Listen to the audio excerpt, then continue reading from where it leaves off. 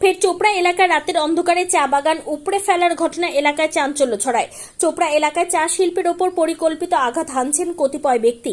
ওই ব্লকের সুরভিপল্লী দুটি বাগানের চা গাছ উপড়ে ফেলে দুষ্কৃতীরা। ওই চা বাগানের মালিক রাজেশ সিংহ জানান, এদিন সকালে খবর পেলাম যে আমাদের বাগানের চা গাছ উপড়ে ফেলেছে দুষ্কৃতীরা। প্রায় 1200 চা গাছ উপড়ে ফেলেছে। এবার এমনিতেই রোগ পোকার আক্রমণ এবং প্রকৃতির রোষে পড়ে চা বাগানের অবস্থা খুবই খারাপ। তারপরেও আমরা নিয়ম ও পরিচর্যা করে চা বাগান বাঁচিয়ে রেখেছিলাম। সেই গাছ উপড়ে ফেলে বাগানের ক্ষতি করেছে দুষ্কৃতীরা।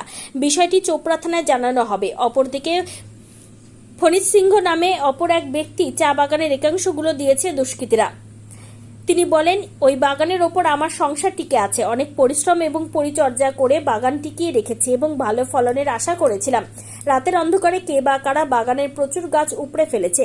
আমার কোনো শত্রু নেই, তবে কারা এই ঘটনা ঘটালো তার তদন্তের দাবি জানাচ্ছি। আজকে সকালবেলা আমি বাড়িতে ঘুম থেকে উঠলাম, একজন আসে বলল যে আমার বাগানটা আর আমার কাকুর বাগানটা ছিল, যে বাগান পুরো 1 বিঘা বাগান পুরো 1000-1200 মতন গাছ উঠিয়ে ফেলে দিয়েছে। আমার কাকুর বাগানটা ছিল, ওরও এলপি বাগানটা আছে, ওরও এলপি বাগানটা এমনিতে এবছরে জলের অভাবে অনেক গাছ এমনি মরে গেল।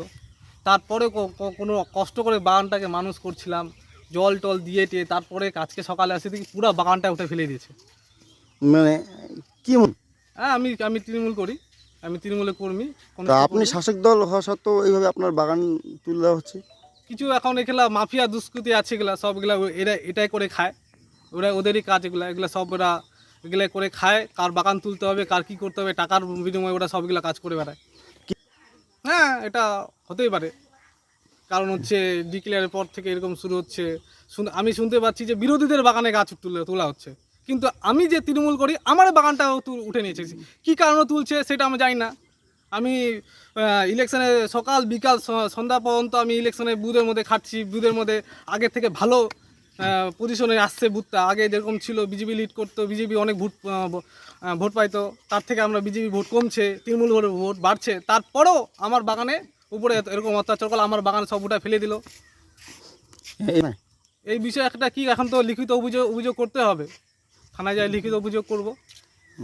এখন কে করছে না করছে সেটা তো নাম ধরে বলতে পারছি না, এখন দেখিনি কি করে বলবো। কোন জায়গা এটা? এটা সুরভিপল্লী। আপনার নাম? আমার নাম রাজেশ সিংহ।